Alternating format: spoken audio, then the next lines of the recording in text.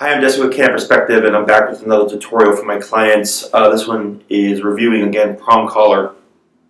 One of our daycare dogs comes in, and he is on a quick release snap prong collar, and which is this one here. So I'm going to go over a few things about it. I personally do not like quick release snap prong collars because in the other video, I mentioned that the prongs can come undone during a correction where it'll pop and then the prong collar itself will release. So that's already a variable as it is. And then you add in this snap here. So this is the quick release snap, which makes it very easy to remove your prong collar without having to remove any prongs. So it's nice in that regard. However, I feel like it's just, these can come undone as well. It's just another variable. Now, if you're backed up with your prong collar, or if you have backed up your prong collar with, a slip chain, you're fine because you have that security. The main concern, of course, is that this comes undone and your dog just takes off. But if you have it backed up to a slip chain that's, of course, fitted very loosely, even if this comes undone, your dog's going to get caught in the slip chain. Your dog's not going to go anywhere. So if you're doing that, you're perfectly fine. I personally just don't like them. The only time I've used these, I had a client who had really bad arthritis, and she could not undo the prongs, and her dog was on a smaller version of this, and her arthritis was so uncomfortable and so bad that she needed something that would work for her, and so I recommended this quick release snap collar. Okay. Now this prong collar, I was actually doing a previous video on this, and I had to stop because I just realized that this collar is not set up correctly, and I took a second to try to correct it. And I'm not sure what happened, but I'll bring this closer, but this is not correct the way this is set up. So I'll bring this closer to the camera. So here, if we look at it, this ring, this chain here is supposed to be feeding through this, so that the circle, the dead ring here, which is the perfect circle here in the middle of the chain, this is the dead ring, would be on the inside like so. So in this other collar, this is a standard prong collar. You can see we have our live ring, and then we have our dead ring in the middle, above, right? And this is what allows for the contraction to happen when you clip to this ring. So this is supposed to be centered between the two holes here. This is, of course, a different kind of style. It's closed off, whereas the other one's open, but that's how it's supposed to look. Here, I'm not sure how, or I sat down and tried to figure it out. The only way for me to get that circle ring or that dead ring in the middle was to feed it through incorrectly and going through this gap here.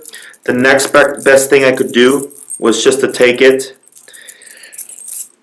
and feed it through, but the problem is now it locks in place and it doesn't really correct as well, and it keeps getting caught. So it's not as, on the other one you saw me how it was pretty fluid, and this one keeps getting caught into one side because of that unevenness. So I'm not quite sure what happened here with this collar. I fiddled with it for a good 5-10 minutes. There's, at least from what I can see, no way to feed, because this has to feed through the hole in order to get through to this side, for this to go through so this can be in the center. So this is the best that I could get it. So this, I have no idea why that is, but this here is the quick release. You have your snap. The chain should be feeding through the circle there, which it's not. So me personally, not a big fan of this style. You'll also see prong collars that will have a snap buckle, and instead of a chain, they'll have some kind of strap, kind of similar with the similar material as a leash, and it's a snap buckle, so it's very easy to just unclip it and then snap it back in.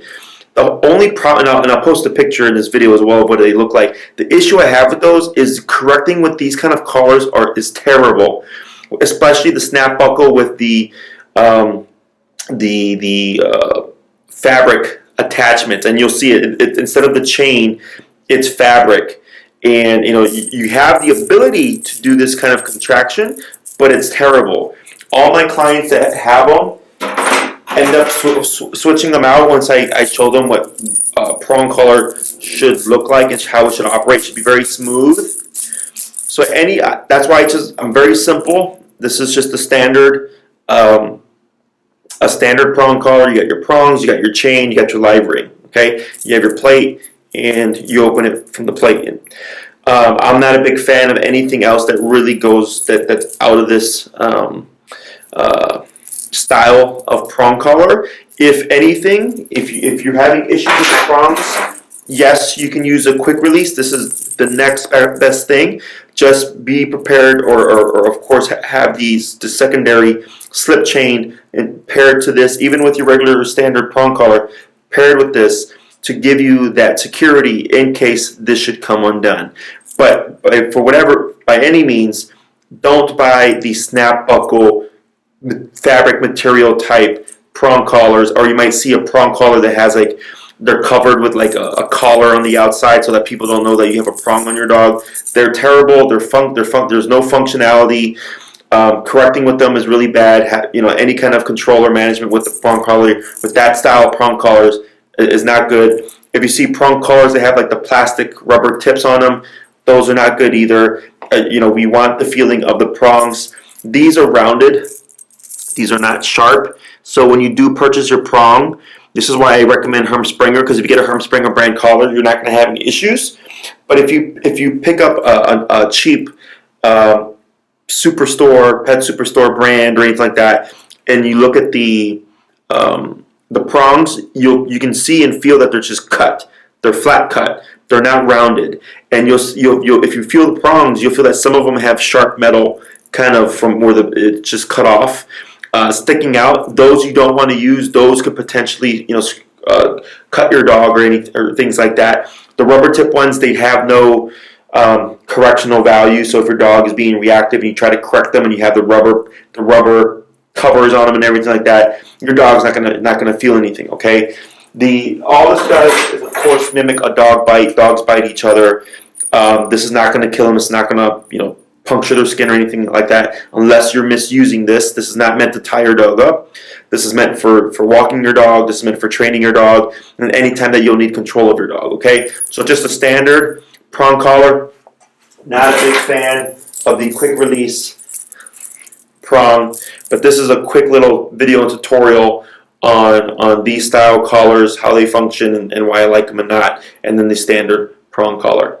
I'm Jesse with Canine Perspective, and thank you for watching.